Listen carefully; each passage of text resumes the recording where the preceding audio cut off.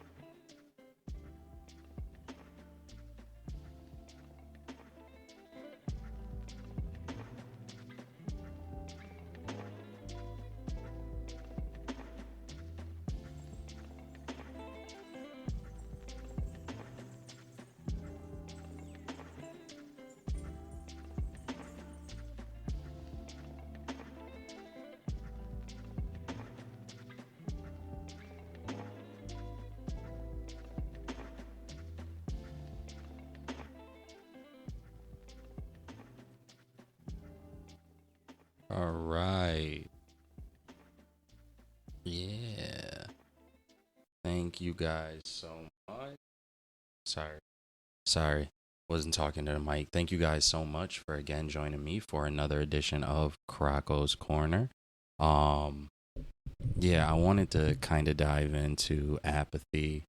It is Um, the reason why I wanted to talk about this is because I do feel like it is a lot easier, at least in things that I've been able to observe and the people who I've been able to observe, that I want to kind of turn that away. But yeah, for the people who I've observed in some of the places in my life that I've either been to or live in, it's a lot easier for us to be apathetic as opposed to some of the other qualities. I guess the opposite in this sense that I'll use is altruistic. We will be doing a podcast on that as well at some point. I'm not sure if it came before this or if it will be coming after yet, but we will be talking about both sides of that coin in regards to just human behavior. Uh let's start though. What is apathy? I got a few definitions here. The first one that I have is from the Cleveland Clinic. It is a lack of goal directed activity. It also presents itself as a lack of interest or emotional expression. Another definition that comes from Healthline is the absence of feeling or emotion. And the last one that I have here is when you lack motivation to do things or just don't care much about what's going on around you. Even me saying altruistic earlier, it might not be exactly, hold on, it might not be exactly the most accurate description of its opposite, because what I did learn in looking this up a little bit is that apathy can kind of go in a couple different ways. One of the three ways that I particularly want to talk about, and the definitions that I gave were actually for apathy on a from a medical perspective. But the three that I want to dive into a little bit more is social apathy, behavioral apathy, and emotional apathy. Um, these are the more, it is still tied to the medical side of it, but these are the ones that I feel like we can kind of observe in ourselves a little bit easier without it necessarily being something that will be diagnosed, even though apathetic nature or mental state is one that can actually be diagnosed. That was also a fun fact that I didn't know. Kind of threw me off and also alarmed me, because I wonder for how many people do have a tendency to express apathy, how many of those people have it from a medical perspective where it is more or less like a condition that they express. It's kind of a little alarming to think like, whoa, that might actually be a higher statistic than we actually know. This is why we do this podcast, and this is why I try to advocate for mental health. For the simple fact that like, look, like we could be going through things that we don't even think are mental disorders, and it's like, it might actually be a mental disorder. Like, depending on the level and severity of it, it could actually be one. So that is me being educated in that, and now turning that over and educating you guys with the fact that apathy, that lack of care, essentially, if I just kind of boiled it down really simply, is something that actually can be a medical disorder. It is something that is looked at through the medical field. But anyways, the first one that I kind of want to dive into here is social apathy. What is social apathy, right? Social apathy is a lack of interest or involvement in social activities, issues, or responsibilities. This one came first on my list because this is probably the easiest one that I can see in the world around me. There has been a lot of just different events that I've seen within my community, like my local community, the area that I'm around. There has been an expression of this on a more general level amongst the population. And on a national sense, I've seen that as well. And I will give examples for these. And even on a global sense, for some global issues, we've had a lot of global issues that's kind of popped up in recent years. And we have, well, at least for me, I don't want to speak for anybody else, but I've noticed that there has been an apathetic attitude towards those global issues as well. So I'm seeing this from the local, national, and global level. And that was why I was like, you know what? It might be worth it for anybody that's willing to listen to this podcast for me to have a discussion on these things. So maybe you could just think about how necessarily apathy plays a part in your own mental state and your own mental awareness. If you don't feel like it is, maybe it will be a good time for you to look at yourself, expression being look at the man in the mirror or woman in the mirror. And if we want to get away from binary terms, the person in the mirror, looking away from that element of yourself where you believe that it doesn't exist in you, and maybe just kind of listening to some of these points and trying to figure out for yourself, like, maybe it does. Maybe I do express these things. How have I expressed these things? So yeah, just to dive back into the social apathy side, we'll start with that one. A lack of the definitions that I have here is a lack of interest or involvement in social activities, issues, and responsibilities. Said that one already. The next one is a reduction in initiative in proposing or engaging in social activities or interactions. Is common in mild neurocognitive disorders. So as I was saying before, and I'll kind of go into further detail with this, there are signs that scientists, these are people who we look to in the medical field and more fields, but in this case specifically the medical, psychological, sociological fields, the people who would be considered scientists have noticed that that apathy can be it can be a condition that can be present in other cognitive disorders that we may have. So another reason why it might be a good idea just to kind of look more into this for yourself. Social apathy. I said before I would give examples. So like on a local level,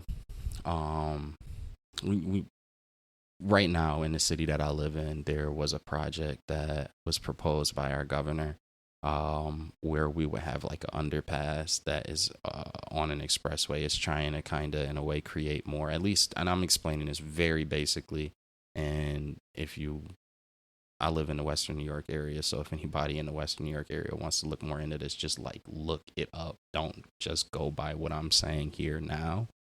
But there was a project that was proposed and funding was being assigned to or being proposed for a project to convert essentially our highway or our expressway in our inner city, so that way we can create more land above and kind of have everything go under, like underneath a tunnel. And there was a bunch of people who were for it, and there was a bunch of people that have expressed concern against it for the simple fact that it would be releasing a lot of pollutants on the people that would be above the underpass, the tunnel. It would potentially expose them to more cancers, and it just would be really, really bad on their overall health. And there's a lot of people who just don't get that, and it's, that to me, it's like, it maybe not even, it's not necessarily that they don't get that. I think that the terms of it have been like kind of laid out very plain. It's just that they don't care, and that's where we get into like that social apathetic behavior, because to not be apathetic is to not care, in this case, to think about what can you do, how can you advocate, what things can you say, what research can you do. That would just kind of be more of the concern of your fellow neighbor. The city that I'm from is referred to as the city of neighbors in this state, and it's kind of ironic to think that you would be apathetic towards your neighbor, and this, or socially apathetic towards your neighbor in this case. That's something that I noticed is a thing. It does exist within my own local space. On a national space, we have certain laws and legislations that have been lifted. We have certain laws and legislations that can't be passed. We have certain reliefs and relief programs that can't be passed. And it's like, I think that also kind of ties into when we have people who don't care, a large mass of people who just don't care. Then, why is it that you don't care? I don't think that we take enough time to examine why is it that we don't care. Is this maybe another form of social apathy where we just don't care because it doesn't affect us? We don't think it's important. We just don't have the energy to do it. Or is it something where we think that it doesn't necessarily, can't exactly remember the term, but the idea of doing the most good for the largest amount of people. Is this something where you are looking at it more in that realm versus you just don't care? If I had to put my finger on it, at least in terms of how things feel, and I don't have any statistics or anything to back this up, but if I were to describe how it feels when I just look at social networks, when I look at the news, when I look at interviews, when I look at just different things that can allow for me to understand how people generally are feeling, it seems as if they more or less don't care about how these things affect each other, other people outside of them. And, again, to me, that is a national sense of social apathy, something that we can try to work towards correcting and being better, being above, considering people more in these realms and in this world. We just need to look more towards that. From a global perspective, there's a bunch of wars that's going on right now, and I hate that. And not just wars, but there's mistreatment, there's abuse that is happening to people on a massive scale around the world right now, and we don't really care about it. There's a large group of people. There's people that do care. I'm not really talking or expressing this in regards to the people that do care, because I don't think if you do care that you would be, in this case, expressing social apathy. But for those that don't care, why don't you care? What is it that makes you not care? And do you realize that in you not caring, you're helping to solidify change that can't happen on these global initiatives? And that's, again, there's a large amount of us that more or less feel this way. So, that is my global side, where I kind of wanted to give you guys an example as well of where I'm kind of seeing social apathy, and just what can we do?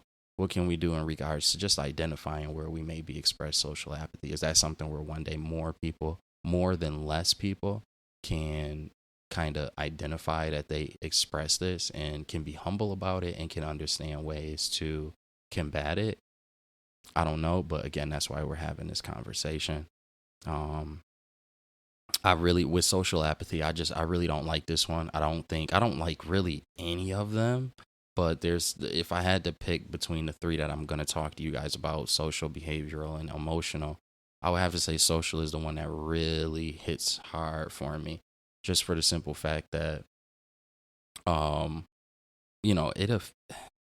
it's your neighbor, it's the people around you. Like, we should be trying to care about each other more. And right now, it feels like we're doing everything but that. We're having so many divides, so many divisions on just things that don't even make sense when you really think about it.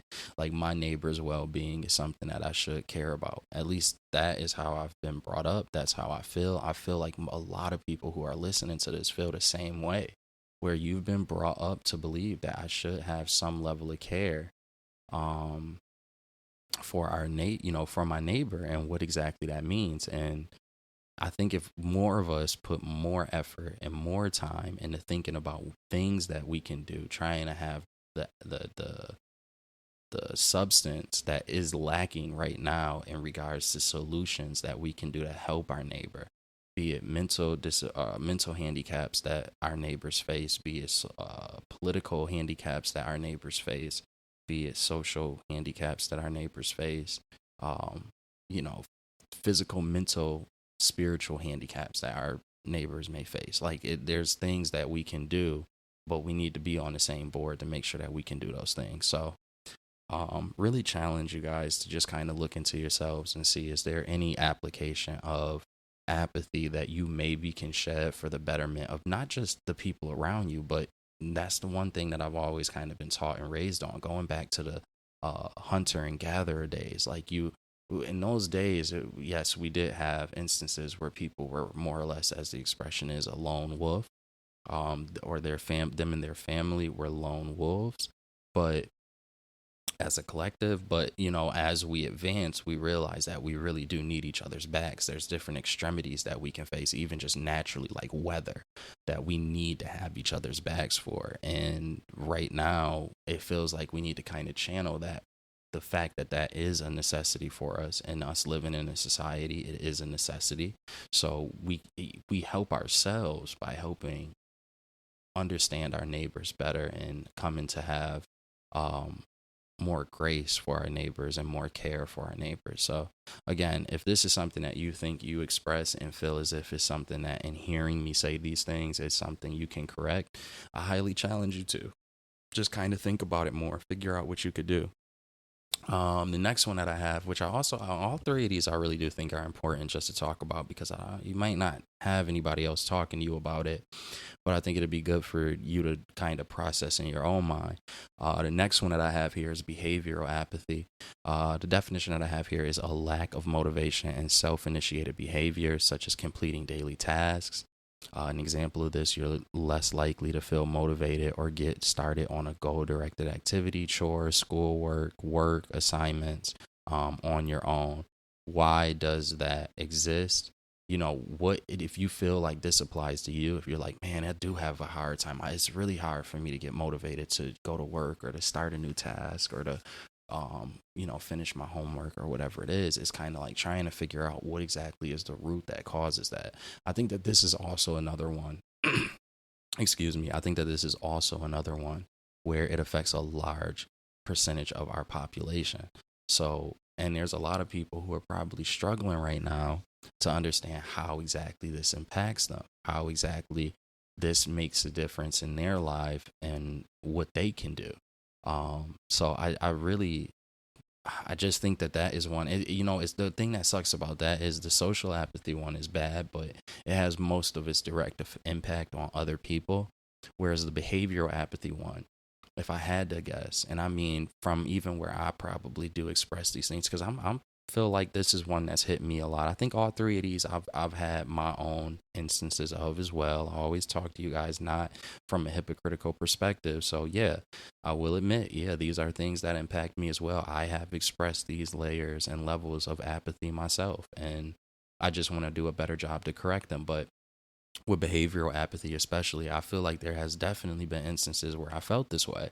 And the biggest thing just becomes, what can I do to correct that nature that exists in myself to not feel motivated? You hurt yourself the most. That's what the little point that I wanted to make to that is, whereas social apathy, it causes more pain and suffering ultimately to the people and the neighbors around you. With behavioral apathy, this is causing you the most immediate pain and suffering.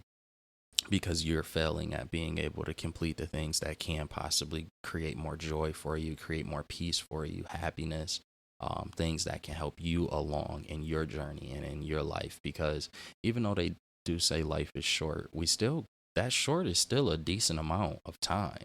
You know, some of us not so much, but for a lot of us, we do get a decent amount of time in this thing called life. So you don't want it to be something where it's a miserable existence. And expressing this behavioral apathy, it seems like it could be something that could possibly contribute to it being a miserable existence. So if you're feeling like you're expressing these things, just try to figure out what things you can introduce. And this could be something like therapy. This could be something like sitting down talking to family or friends about, you feeling like you have this nature. There are litany, even just from what I've looked up, there's a litany of different things that you can do to improve upon feeling this way. But the first step, and just like it is for basically anything else, the first step that you can take is in recognizing it. So again, just like with the social apathy point, if you feel like the behavioral apathy had any application in regards to you, you maybe just use these words that you're hearing from me right now as an opportunity for you to take the time to further process and meet the man, woman, person in the mirror and see what you want to do about that and kind of correct that for the future. The next one that I have here is emotional apathy. The definition that I have here is a lack of both positive and negative emotions. So you're just kind of dull. You're when it comes to how you feel about anything, it's just gone. It's gone. It's absent. You know. I think I see this a little bit as well. But what really kind of scares me is the example that I have is around is from a national perspective. I feel like we all are kind of being affected by this in a sense.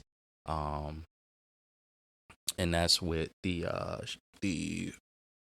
school incidents. I'll put it, and I'll use those words to describe it. But the school incidents that are happening across the nation in the U.S., I feel like we all are developing a level of emotional apathy towards it. I mean, I know that a lot of us do still care, and we're pushing to kind of push the apathy away, but it's almost like a psychological trick to have like a level of apathy towards it so that way it doesn't upset you too much. I don't know if anybody else feels that way, but it definitely does feel that way at times with me. I've become dull. My emotions, both the positive and the negative emotions, have become dulled to the point where I just try to, even in witnessing it or hearing about it or seeing it, I just kind of have zero reaction at all. It doesn't invoke any form of emotion in me. And so, yeah, like I said, I'll give you anytime that I can think of an example where it kind of applies to me, I always try to lead with that so you guys can see if you are feeling this way that you aren't alone.